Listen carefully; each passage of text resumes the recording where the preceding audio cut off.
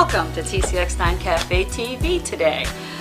We're approaching February 2017 any day now.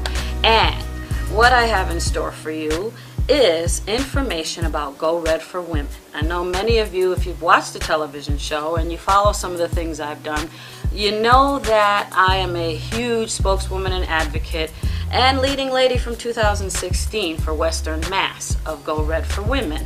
And in 2010, I also won leading lady out of Central Massachusetts up in Boston, and I participated in a Boston Go Red for Women fashion show.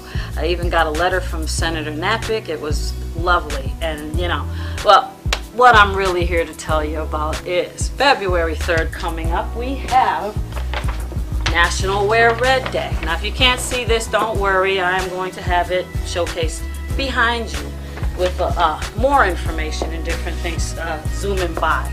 And what we're going to do here in the studio at Focus TV, Focus Springfield TV, is have a Wear Red Day where all the staff is going to wear red. I don't care if they wear a red tie, a red sock, you know, anything red.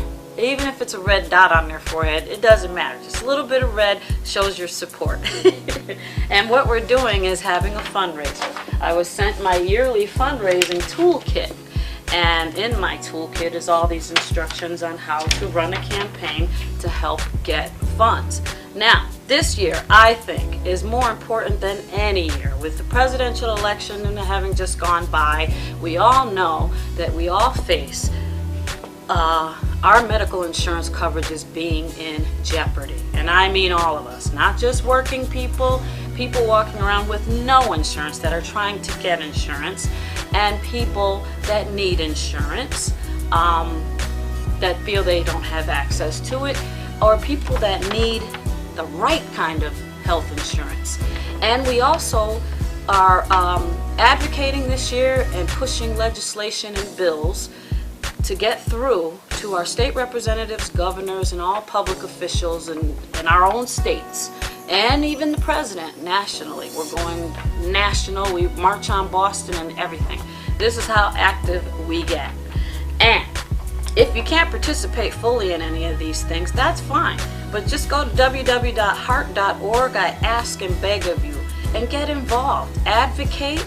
You can hit the button to advocate, you can hit the take action button, fill in your information. They send off letters for you, and all you got to do is click a button to submit it, and it goes right to the legislator, your senator, your governor. It goes to the president. It can go to state representatives and whoever is in your community, you know, city councils and whoever's names are on there, and you can read the letter before they send it off, asking them that you would like funding to increase for research for heart disease and stroke, as well as funding to help change the Nutrition Act where kids get nutritious meals in school, and other things like putting CPR in schools. We just got legislation passed to have AED in schools, which is the defibrillators, in case a kid has a heart attack playing sports or something. I mean, it's happening everywhere nowadays.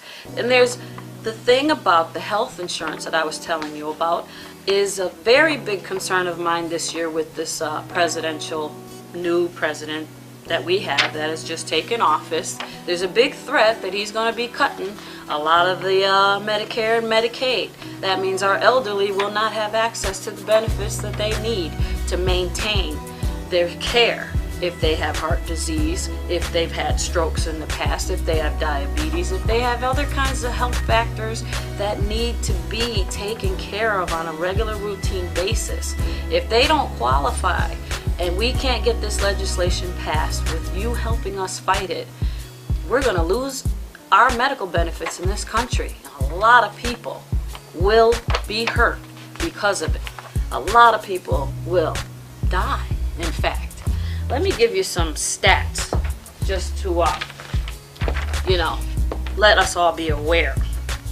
Heart disease and stroke cause 1 in 3 deaths among women each year, killing approximately 1 woman every 80 seconds. Do you know what that means? Can you think about that for a minute? Every 80 seconds, somewhere in the world, a woman is dying or dies from heart disease. Not all the time is it explained. The coroner is sometimes listed as natural causes. But there is a lot behind having heart disease that play into you landing there. Obesity, your diet, stress, lots of things play into it. Genetics, your culture, the kind of foods that you eat, and the climate you're in, the stress, the amount of work you do, all sorts of things play into that factor. Pregnancy plays into that factor.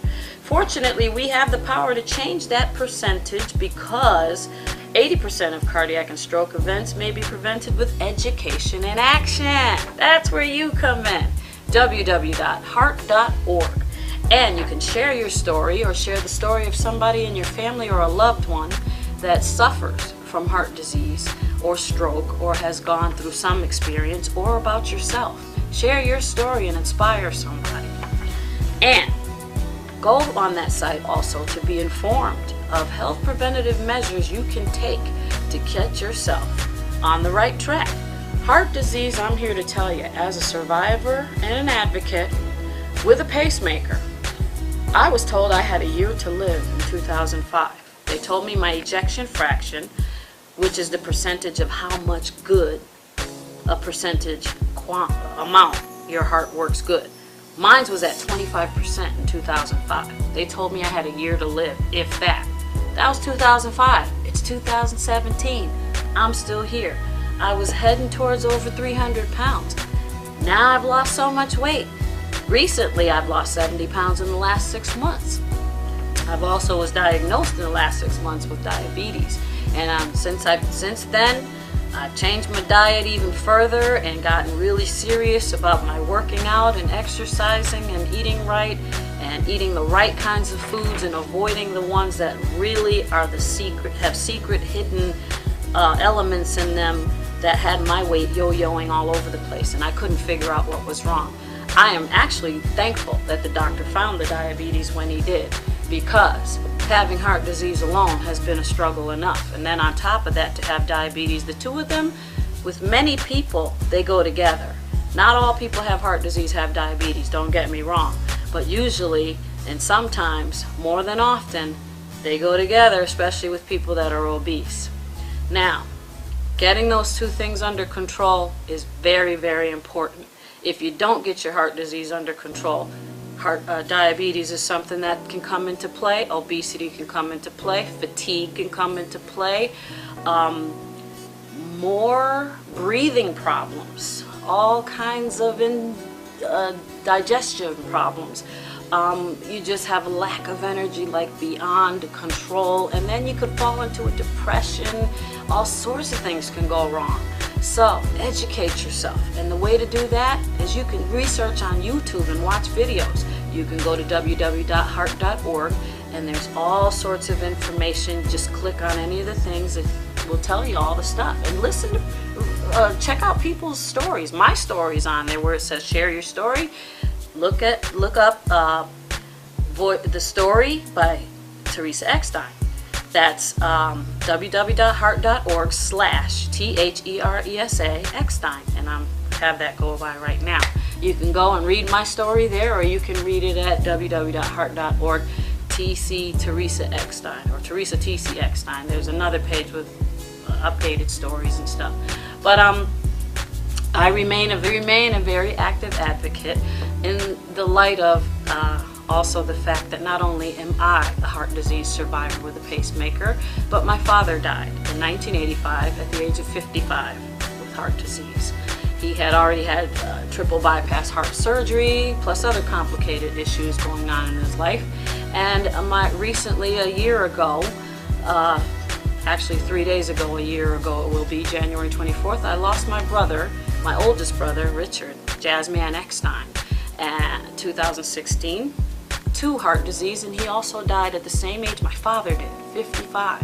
Now that's frightening. I just turned 51, and I don't plan on going anywhere anytime soon. I'm in this fight for the long haul. I have grandkids, I have family I love, I have a life I love. I am going to keep on striving to be here, and part of my giving back and giving thanks to the Lord is helping educate you. And and pointing you in the right direction to help take care of yourself. I also have a sister out of Las Vegas, Nevada, who's a singer like myself. I'm a jazz singer, she's a psalmist, and she recently was diagnosed with congestive heart failure, and she has a pacemaker like myself. I believe she has some other issues going on, but it's definitely genetic. And it also plays into our family diet, our family culture, African American.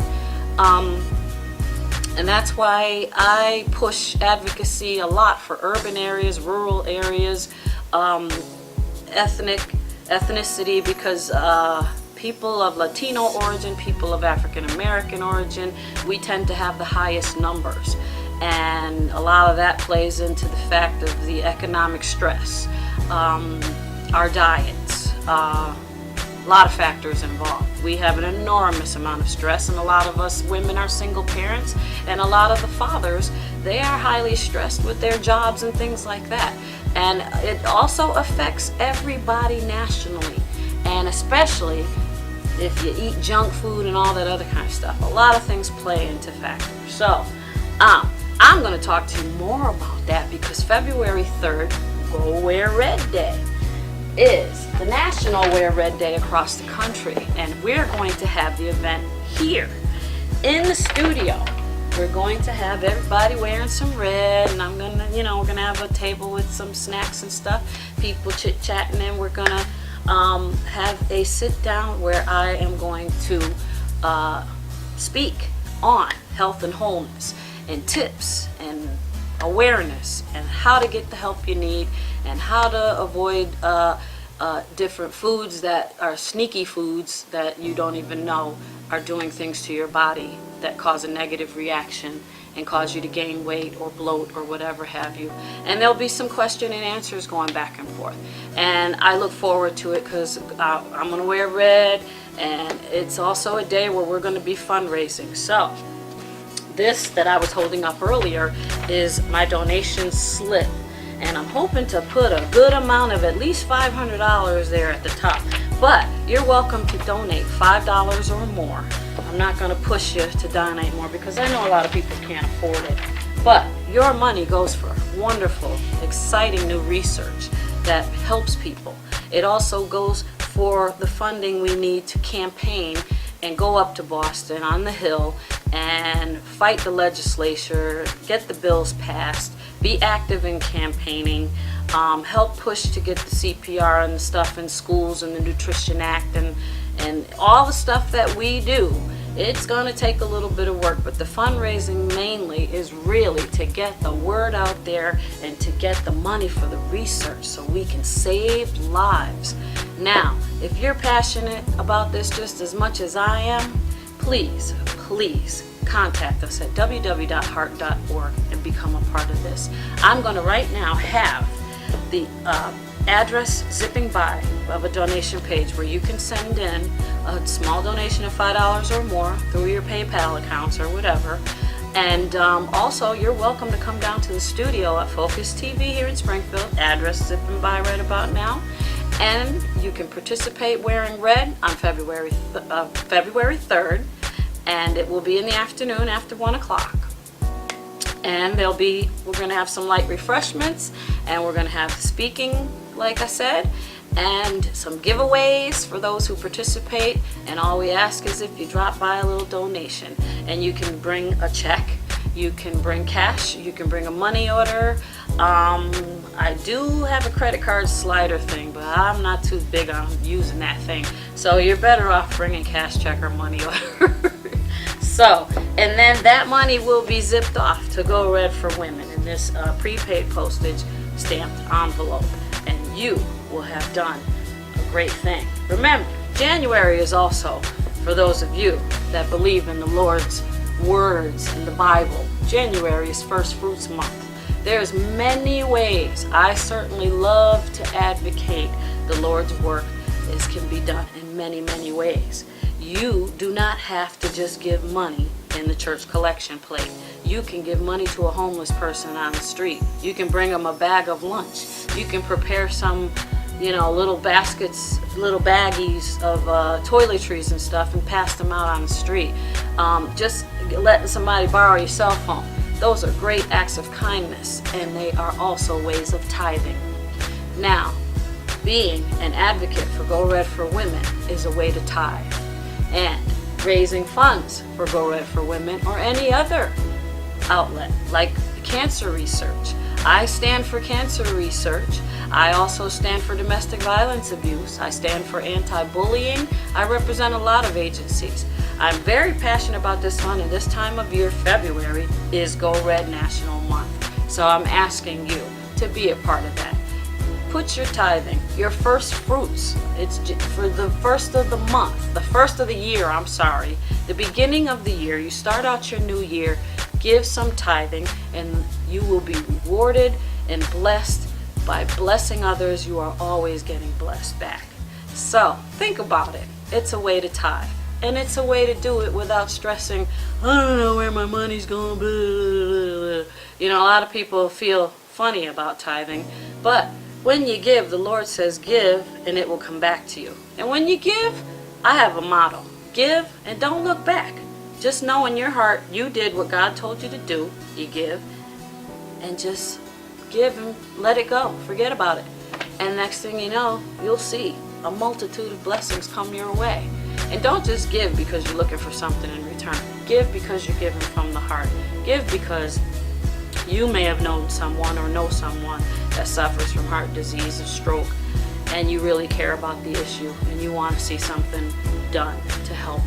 So be a help. Be part of it. We really need you. www.heart.org. www.heart.org. I'm Teresa T.C. Eckstein Vocalise, and I'm signing off from T.C. Eckstein Cafe TV. Thank you, and don't forget to go red February 3rd. God bless you. Bye.